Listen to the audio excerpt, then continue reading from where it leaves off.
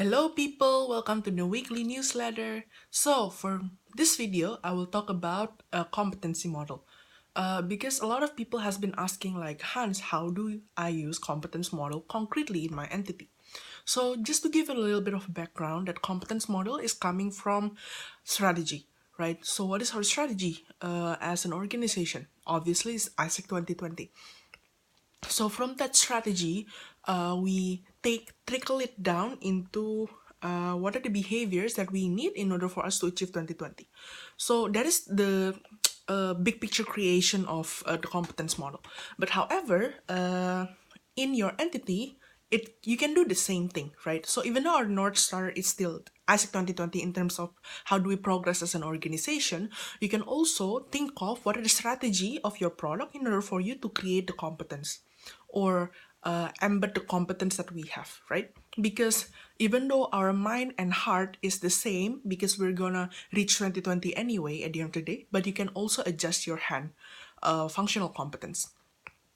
So first of all, in order for you to be able to understand what is specifically your competence, you need to understand what is your strategy per product, right? So after you understand strategy per product, then you tailor it to specific job description that you need in order for you to achieve that strategy. So after you tailor down all that job description, and then afterwards you create what are the behavior, the skills, and knowledge that you need in order for you to get that job description done, right? And then from that, you create the competence model. So basically, you embed the mind and heart into that competence that we have existingly in the global competence model. And then you plug and play some of the competence model in hand part. So yeah, so that is how you basically tailor it. And then that is basically how you're using it in get process. Meanwhile, in develop process, if you guys have remembered 70, 20, 10, so 70 is basically the practical learning experience, right? How do our members learn practically? Through the job description.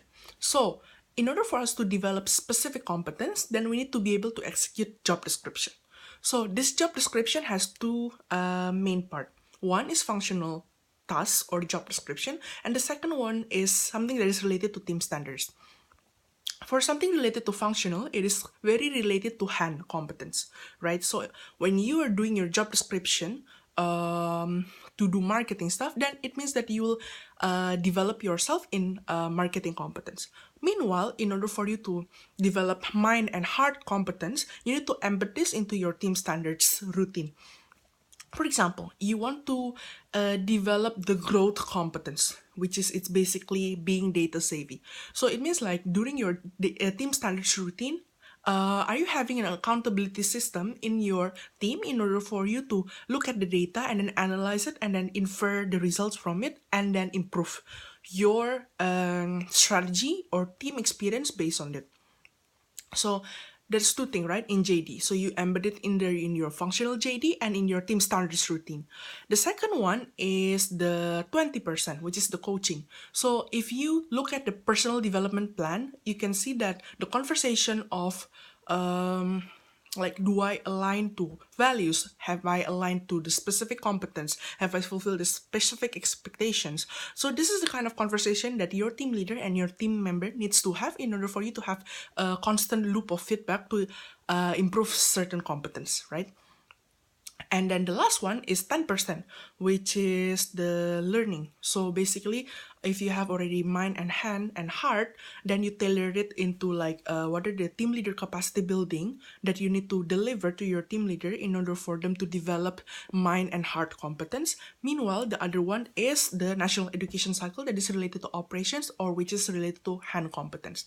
If you deliver all of this 70, 20, 10, it means that you're developing the competence in your membership. So I hope you guys understand it better now. And if you have any question, just approach me in the WhatsApp or email, preferably, and I will answer you. Thank you so much.